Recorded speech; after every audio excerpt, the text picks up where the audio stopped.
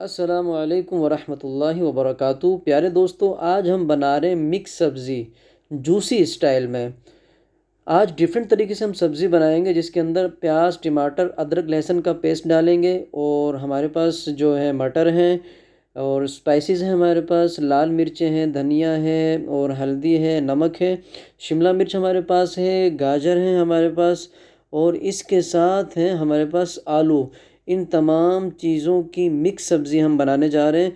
بہت ہی different style سے یہ سبزی بنے گی۔ سب سے پہلے تیل لے لیں گے، اس کے بعد ادرک، لہسن، پیاز، ٹماٹر جو میں نے گلینڈر کر لیا تھا، اس کا پیسٹ اس تیل کے اندر ڈال دیں گے اور اس کا بھناؤ کریں گے، اور دوسرے برتن میں ہم تھوڑا سا تیل ڈال کے گاجر ڈال دیں گے، اور گاجر کا بھی ہلکا ہلکا بھناؤ کریں گے، اور ہلکی سی اسٹیم پہ گاجر کو ہم رکھ دیں گے۔ اس کے بعد 1 اسپون جو ہے ہمیں ثابت زیرہ لینا ہے، اور وہ زیرہ جو ہے ہمیں گاجر کے اندر ڈال دینا ہے۔ یہ زیرہ ڈالنے کے بعد آپ کمال دیکھیے گا، آپ کے کچن میں، آپ کے گھر میں اتنی پیاری خوشبو آئے گی کہ آپ کا دل چاہے گا کہ آپ ابھی سے سبزی جو ہے کھانا شروع کر دیں۔ اور زیرے کو ٹھیک طرح سے جو ہے ہم نے مکس کر دینا ہے، اور دوسری طرف ہمارا جو ادرک، لہسن، پیاز، ٹماٹر کا پیسٹ ہے، وہ 40 to 5% ہو چکا ہے۔ اب اس کے اندر ہم جو ہے اسپائسز ڈالیں گے۔ اسپائسز میں ہمارے پاس ہلدی ہے، لال مرچیں ہیں، نمک ہے، اور پسا ہوا دھنیا ہے۔ اب ان کو ہم اس میں پیسٹ میں ڈال کے اسپائسز کو ٹھیک طرح سے جو ہے اس کا ہم بھناؤ کریں گے۔ اور دوسری طرف ہمارے مٹر ہمارے پاس موجود ہیں۔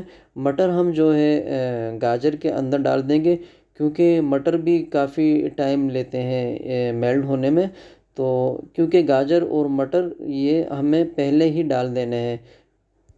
اس کے بعد دوبارہ ہلکا سا بھناؤ کرنا ہے، اور صرف 2 یا 3 منٹ کے لیے تھوڑی سی اسٹیم ان کو دینی ہے۔